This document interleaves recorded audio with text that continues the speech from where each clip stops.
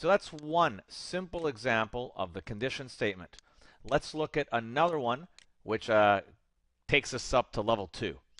This little part here is the cost of a bill. So let's say the person has bought some clothes or food at the store and the bill comes out to be $14.57.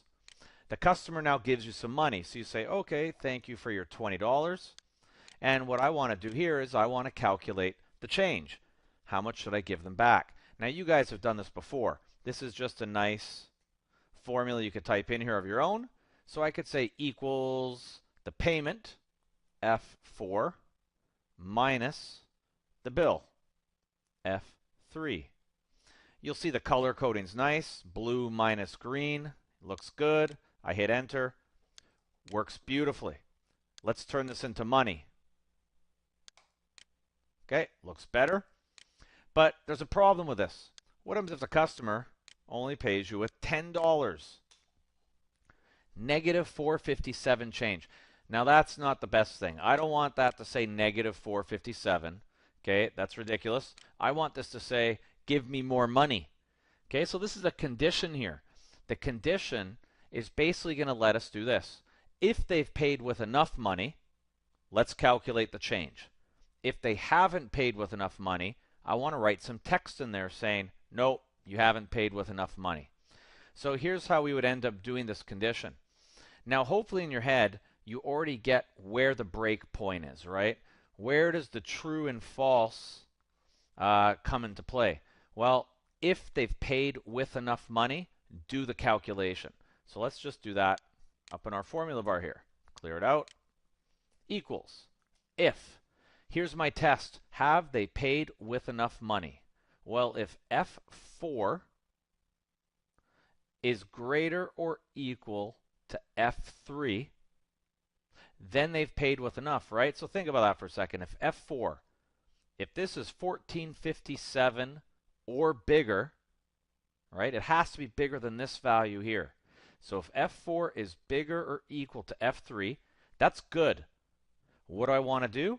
I want to calculate their change, and the change is exactly what you did before. Their change would be F4 minus F3. So it's the exact equation I had previously. What do I say if their money isn't enough?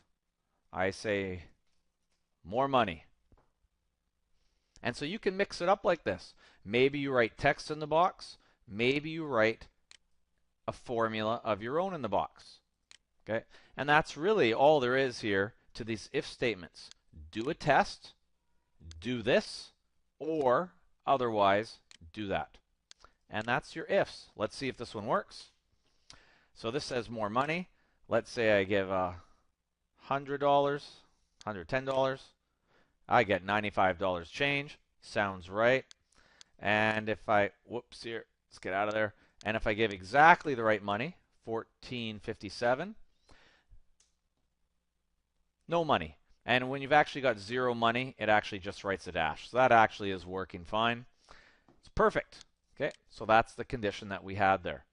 Now some people get a little confused, you know, once you start putting your equation inside of the if function, right? But practice a few, you'll get good at that. It won't be a problem. Let's do one more here.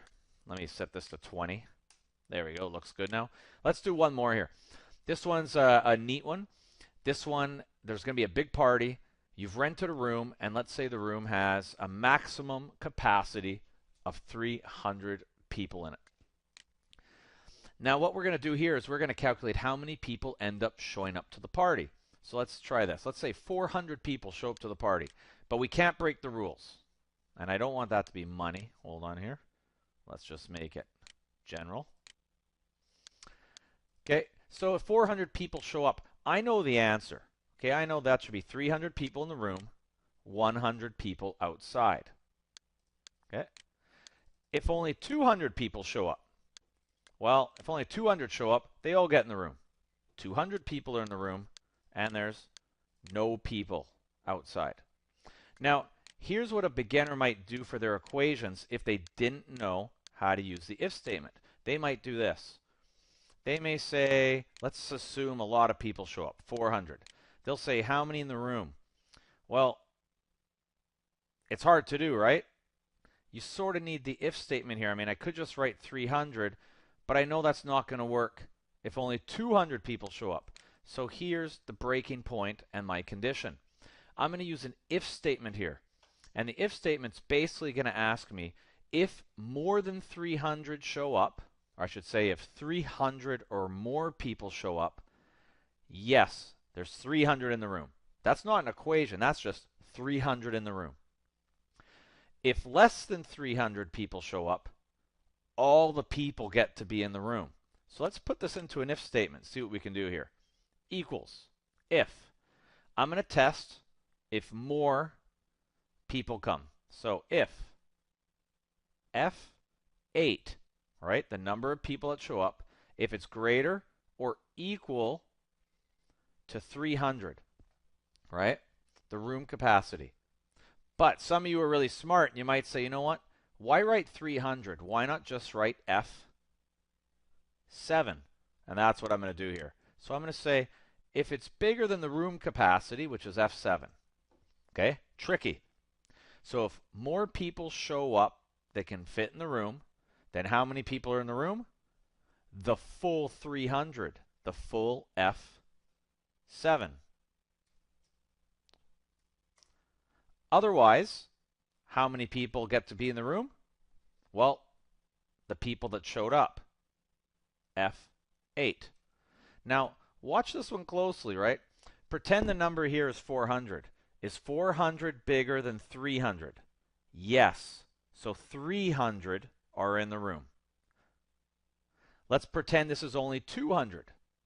If 200 is bigger than 300, no. So don't do this. Do this. F8. The 200 will end up being in the room. So this actually works. This is probably the hardest type we'd ever give you, right, to practice at this level. But notice, this actually works really well. So 400 people showed up, 300 in the room. 222 people show up, 222 people in the room. And so you can see here, this is actually a nice little equation. Works pretty well. Okay, all 300 get in the room, a bunch of spillover. How many people going to be outside? I'll let you see my equation here, and then you can reason it out.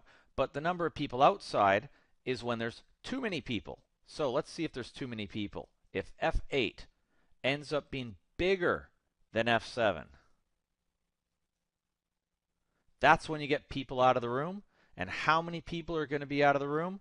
Well, however extra there are. And the extra would be F8 minus F7. So like 888 minus 300. That's the spillover. Otherwise, if there's not more people showing up than the room capacity, there's 0 people outside. So you can do that. Just put a 0 in the box. Okay, and that's the fun of these if statements, is sort of puzzling out how to make it work. So once you see this one, we hit enter, and you'll see this is going to work nicely. One person shows up, one person in the room, none outside. So 2 nice if statements that you can look at there. Whoops, hit escape. And they work very nicely to do this little task. Notice you don't have to do any work now. You just enter the room capacity, you enter the room number, and it calculates everything for you perfectly. So that's conditions, and that's the basic level we stuck at. This one's a little tricky. You might have to think about it a bit. This one wasn't too bad, and these ones hopefully you found sort of easy, right? So we have a little practice for you. Go challenge yourself and see if you can puzzle out how to use these in some of the sample exercises.